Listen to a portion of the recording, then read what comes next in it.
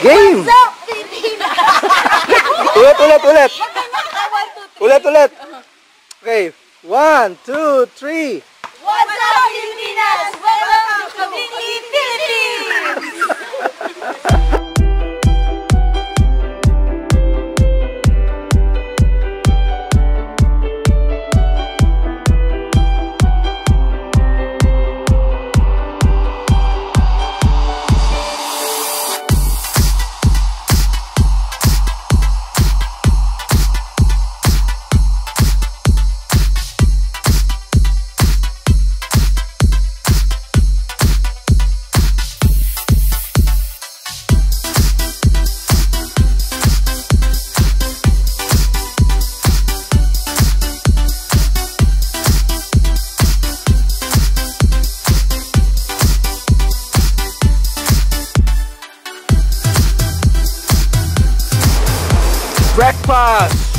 Breakfast time. Dinuguan, puto, hot dog and itlog, and rice. Coffee, water.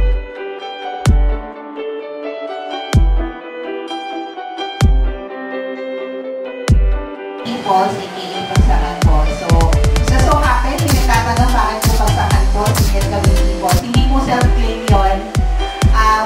Wala pong dispute doon. So happen, thank you to Bagsakan na bumuhay din naman sa kanila for the longest period. Dahil sila kasi talaga yung halos naka-explore and sila na-commercialize ng falls. So happen, we are fortunate enough na yung falls ay nasa community.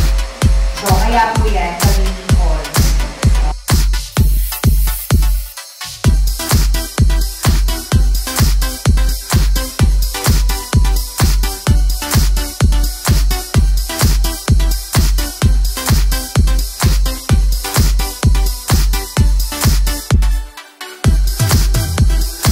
Magkano po nabibili isang ganyan?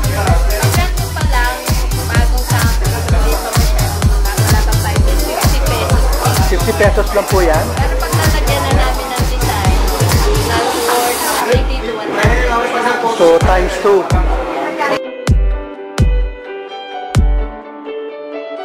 Traditionally, ginagawa ko sa bahay. Ito ang pinagkaabalahan ng mga dating mga nakatira dito, mga nakapagpaaral na sila dahil sa Balilo. Tapos ginawa po namin siyang kooperatiba. Dito po ginagawa yan, yung mga designs, yung mga bags. Yung mga weavers po natin ngayon namamandan. Mukha po sila ng panulan.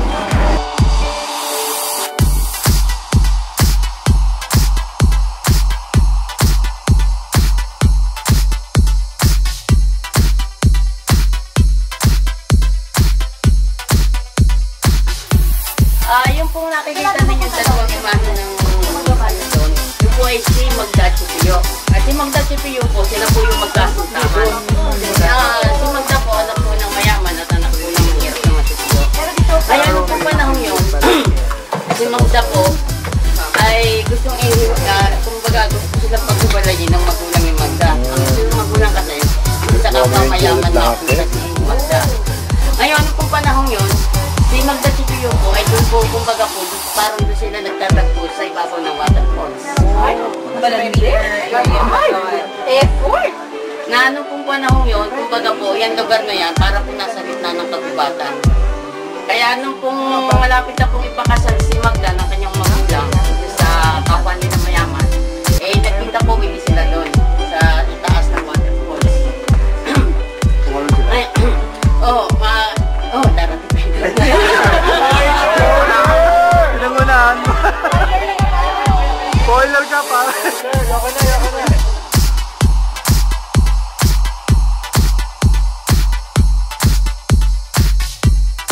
Okay.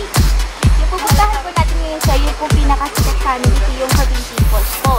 Kung familiar po kayo din sa Bagsakan Falls, yun po din yung tinatawag namin Kabini kasi isa lang po. Kung sa Bagsakan po, meron silang shooting the rapid, yung boat. Kami naman po, metal ladder. 589 step po na metal ladder, pababa po, vertical. So, ito po ay bahagi po nung nasa package po namin na package A na deck view.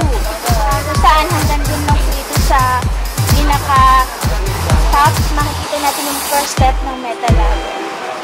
So after po nun, pag kaya nyo po tumuloy, yung po papasok yung hanggang trekking pababa. Yung deck view po namin is only 50 pesos. Then yung pong aming pababa hanggang falls is 270 pesos. Tama na po, hinihingal na.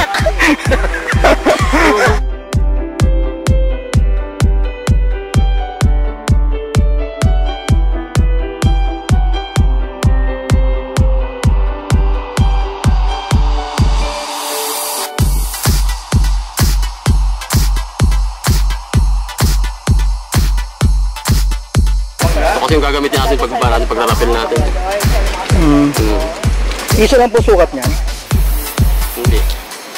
May mga Size din. small, large, naman. Pero nasa baba pa kami. Pero ano po yan? Anong size mo itong sinasuot mo sa akin? Large? Medium lang to. Medium lang to? Kasi sa akin medium.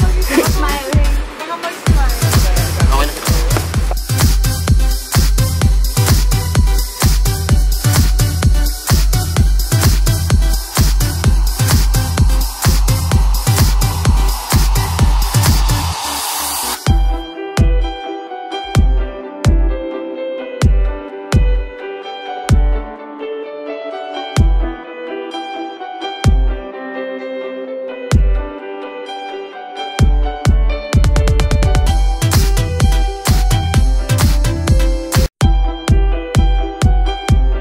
Gano'ng katagal mo na ginagawa ito, kuya? Tinuro, kinabahan dun. Gano'ng katagal mo na ginagawa? 9 years na po akong ginagawa ito. Floral po, sir, mama, trabaho ko dyan sa May. 9 years? Wow! Tapos lumakas na kayo? O dati na kayo malakas talaga? Yung makarang kaya ka? Wait, nagpapatakbo rin ako ng bamboo. Ah, kaya pala. Kaya ba tayo nakakalaga? Nagpo-boat. Sir, ano lang, sir? Nakakabilib po eh. Yung mo, kaya niyang buhati ng kahit gano'ng kabigat? Yan mo naman ang mata si Kuya. Oo nga eh. Babagsak ko na sa henga. Kasi talaga hindi yung ano. Kayang-kaya mo yan. Yung sombrero mo. Ay, sinulog. Sinulog yung sombrero. Sir, okay na? Kasi hindi ko na nabuto yung Diretso. Sabi ni Kuya, 9 years na rin yung ginagawa itong ganyan trabaho. So, nakakabilib. Kaya ako, Ano yan, yung sugat-sugat. So, next. O kaya ano na kay Kuya? ikaw na, push mo na ito. Push mo na. Bakit walang Maganda sa baba.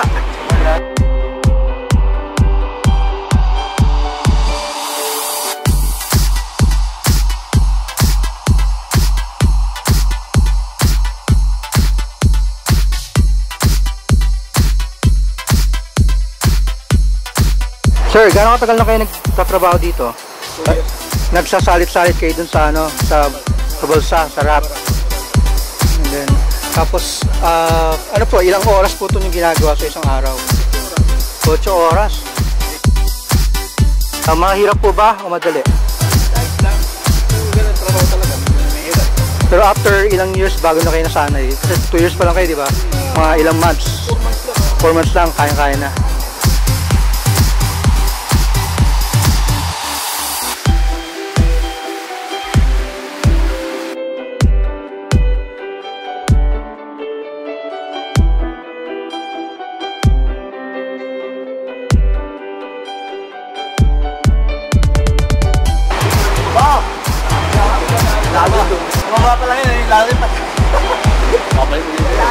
Kaya kayo mga boatman, ano tawag sa inyo? Bangkero? Kano katagal na po kayo nagbabang? 15? Wow, ang tagal. So, ano pa kayo nun? Bata pa kayo? 3 anyos pa lang. Wow! Gano'ng kahirap po ba tahakin yung papunta sa... Sa 7 kilometer yun eh. 7 kilometer? Pagkasanay ka na, okay. Okay na. Pero gano'ng katagal bago ka masanay? Nung simula ka pa? Siguro mga 3 buwan. 3 buwan. Tapos, bali, pinamana sa'yo ng tatay mo yung tinuruan ka. Sige. Wow, ayun na yung Pagsanan Falls. Pero dapat po natin tawagin siyang Cabinti Falls. Dahil nasa Cabinti daw po ang location niya talaga.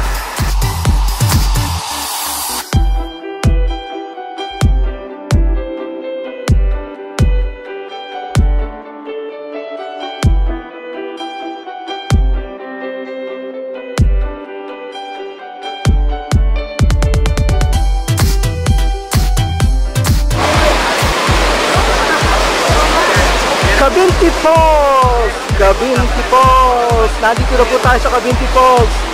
Mas kilala po natin siya as Pagsanan Falls. Dahil situated po siya talaga dito sa Cabinti, Laguna. Mas nararapat mo tawag siyang Cabinti Falls.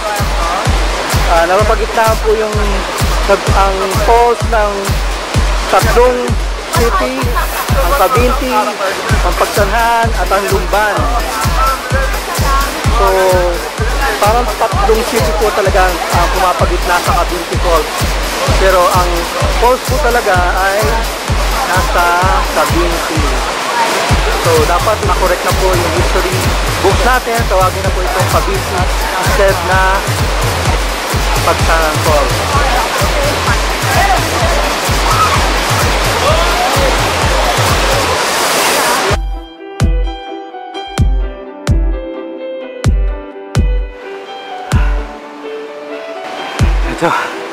Ito pinakamahirap na part.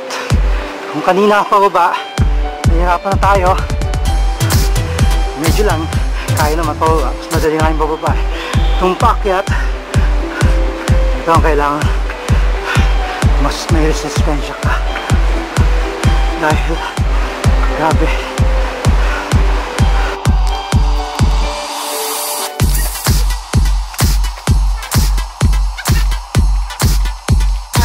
Konsehal, si Konsehal Chris, at ang kanyang wife na siya ang resort manager dito sa Camarin. Ito ay owned ng National Power Corporation. Good afternoon at kami kay amin lang inintay at kami kasi may baranggayan kami. May baranggayan po. Usually nangyayari yan sa first Sunday, first Saturday ng yata eh.